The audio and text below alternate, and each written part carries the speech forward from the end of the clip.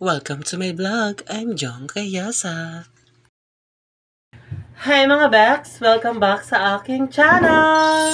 Ayan mga Bax, and for today's video and for today's content is merong nag-request sa atin na magluto daw ako ng mga ulam na pang budget. Ayan mga Bax. So, ang tawag dito is low budget ulam lang mga Bax. Ayan. So, ipapakita ko sa inyo kung ano yung mga sahog natin mga Bax ngayong araw is meron tayong charan! Chinap-chop. Ay, chinap-chop.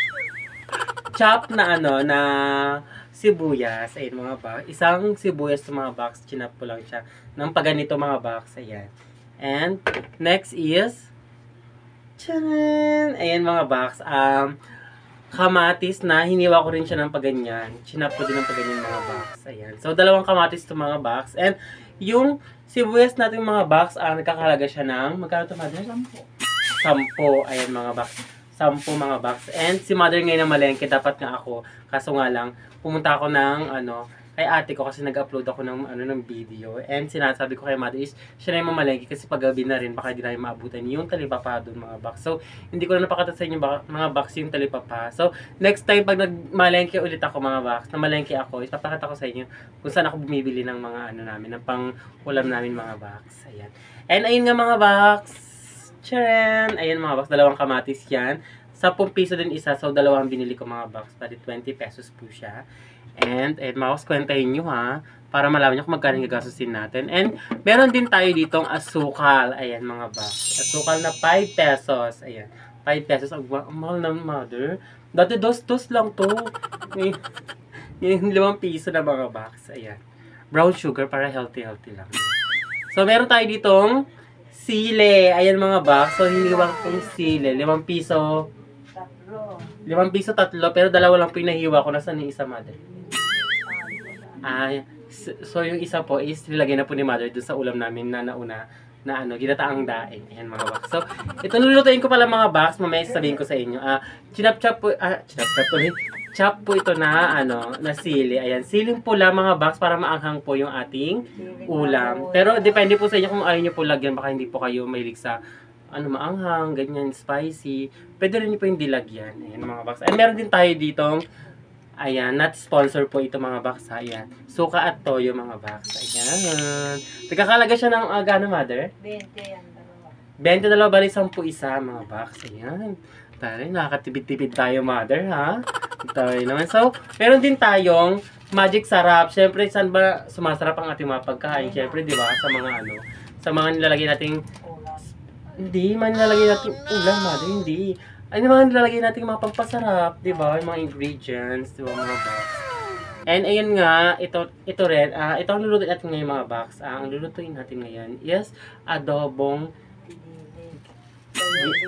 dilis. Adobong dilis mga Bax. So ito pala yung lulutuin ko mga Bax. Natikman ko siya dati.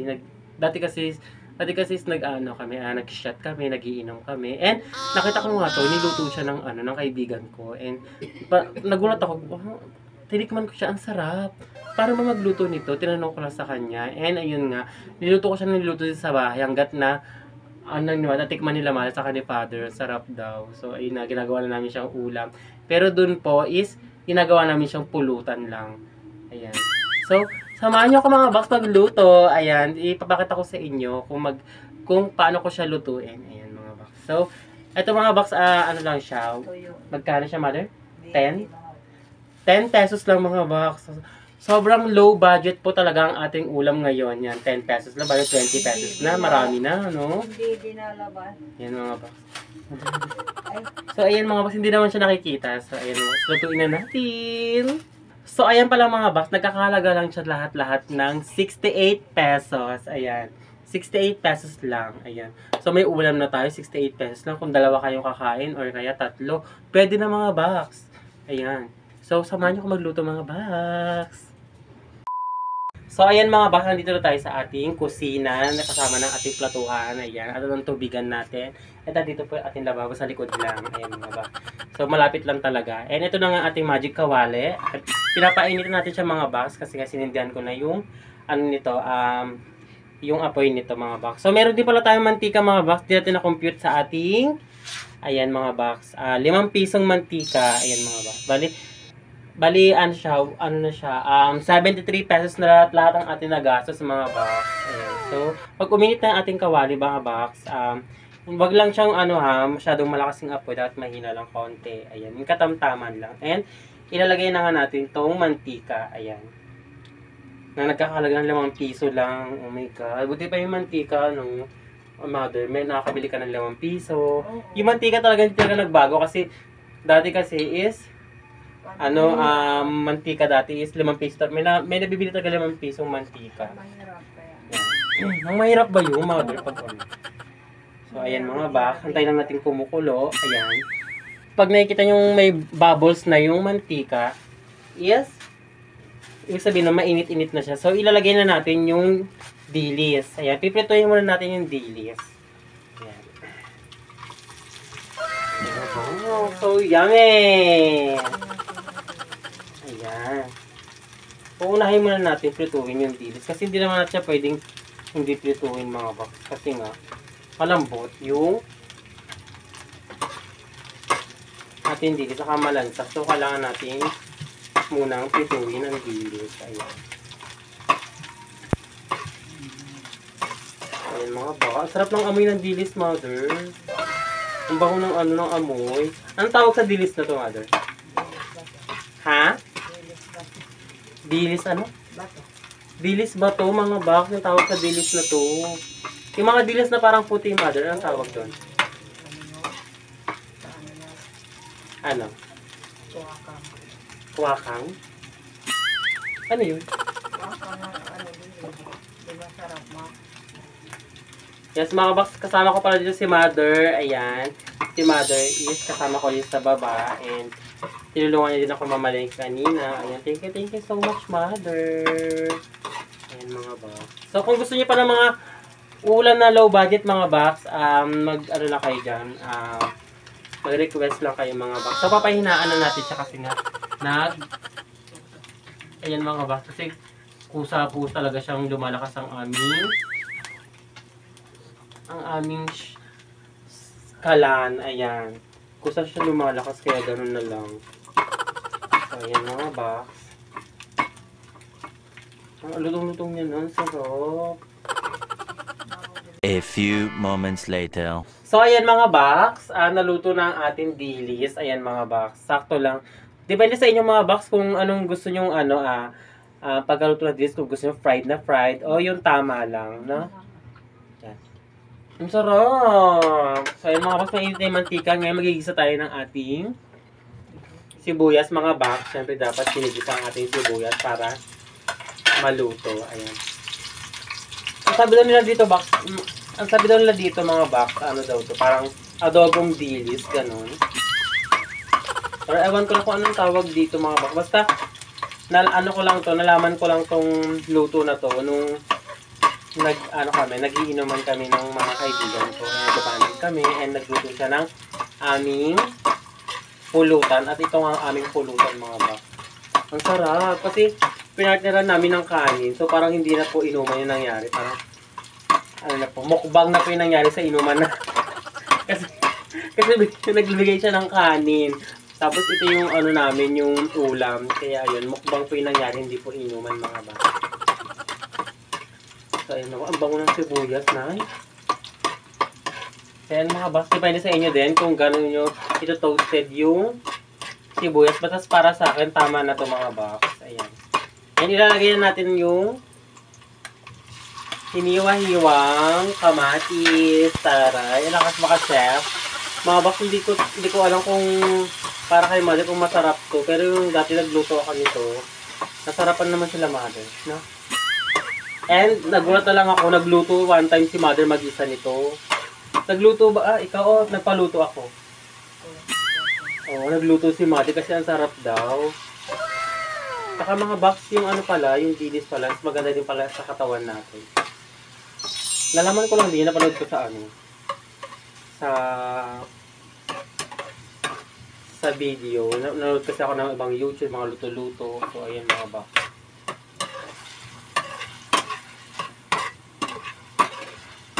Sarap! Para tayo magpiprito ng itlog, no? Napaka-healthy naman ng ating dilis, no, mother? Meron siyang ganito. Yan nga mga box. Depende rin sa inyo kung lulutuin nyo ng bonggang-bongga yung ating kamatis. Pero sa akin, parang okay na rin to. Yan. Mga konti pa. Yan mga box. Konti pa. Yan. And then, ilalagay na natin yung ating dilis. Ayan. So, ilalagay natin ating dilis. Ayan mga box. Yummy! Sarap! So, halu-haluin lang natin. Halu-haluin. Ayan. O, di parang ang sarap. Parang pwede na to. Parang ayoko na to lagyan ng toyo saka ng ng suka. Pero sa mga gusto dyan ng mga tipid ulam sa mga box, mga low budget ulam, pwede na to mga box kasi worth of lang siya, 78 pesos. Ganyan. Kung makakamura pa kayo kasi iba-iba kasi ang presyo ng ng kamatis Kasi ito kasing kamatis, 10 pesos isa kasi malaki. No? Tapos yung sibuyas din is malaki, kaya 10 pesos. Next naman natin ilalagay is yung toyo. Mga box, baka may nabibili kayong toyo lang na tagdodos. Tagdodos yata, tagtitres, gano'n. Meron nun yung maliliit, mother. Pwede yun mga box, kahit isang ganun ng mga box. Tapos tansyahin nyo na lang sa inyo kung gaano karaming toyo at suka yung ilalagay nyo mga box. Ayan. Sa akin kasi konti lang talaga. And, ayun nga, ang sabi ko pala kayo, hindi ko na sabi kay mother kung pwede yung lang. May sachet pa kasi na maliit nito yung toyo sa suka. Yan mga box. Lalagay ko na rin ng suka. Ayan. And depende rin sa inyo mga box kung lalagay nyo siya ng pepper. Ayan. Kung lalagay nyo siya ng pepper o kaya alam ang tawag naman sa dahon ng laurel, no? Kasi parang adobo na rin siya. And ayan mga box. Kumukulo na siya. Ayan. Antayin natin kumulo mga box. And balikan ko kayo after 2 hours. Ayan. 2 years later. And ayun nga mga box, after 2 hours, charig lang, hindi po siya 2 hours. 2 to 3 minutes lang kung kumukulo na siya mga box, palagay nyo is, parang na siya, naluluto na yung toyo sa suka, is ilalagay na natin yung sili. Ayan, natawin naman yung sili natin. Depende sa inyo mga box kung gusto nyo lagyan ng ng sili, kasi mahilig kasi ako sa spicy. Kaya nilalagyan ko talaga ng sili. Kaya minsan tinatanong ko si mother, parang nagluluto ng ulam, mother, may sili yan? Ganun. Kasi gusto ko talaga is may konting anghang. Ayun mga box. Depende rin sa inyo kung gaano karami mga box na na sili ilalagay ninyo. And after nyan mga box, pwede na natin siya lagyan ng asukal. Ayan, depende rin sa inyo kung gaano karaming asukal yung ilalagay nyo. Kasi sa akin lang din is tama lang. So ayan mga box, lagyan natin siya ng asukal. Ayan, depende sa inyo mga box kung gaano karaming asukal. Sa akin siguro mga kalahati nito. O kaya mga nito, mga 3/4 nito, ayun. Mga 3/4 o kaya lahatin na natin. Kasi depende sa inyo mga box kung gaano karami. Ayan. Ilahat ko. Kasi gusto ko rin kasi may konting tamis din, may konting sweet yung yung pagkain. Depende rin sa inyo mga box. Kung mahilig kayo sa matamis na sa mga ulam or mga hindi sweet, ganyan. Malapit na maluto mga box. So, ilalagyan na natin siya ng ating Magic Sarap. So, hindi to sponsor mga box. Ayan, lagyan siya ng Magic Sarap. Para may lasa naman yung ating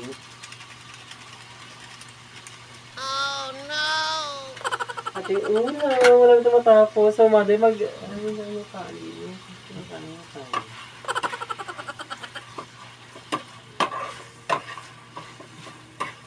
So, ayan mga box, halu-haluin lang natin.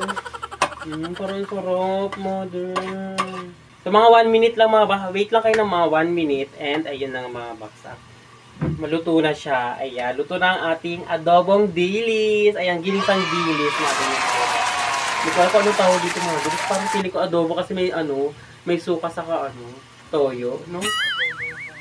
Luto na ang ating adobong dilis. Ang sarap mga idol, ang anghang. Luto na ang ating dilis. Oh my God.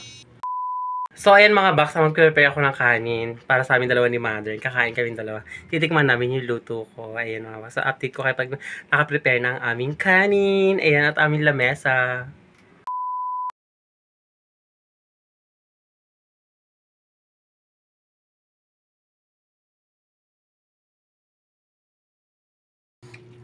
So, Sarap.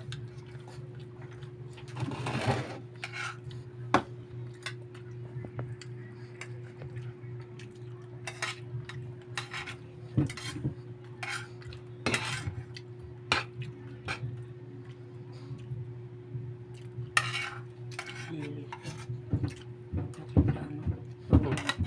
Dilis to.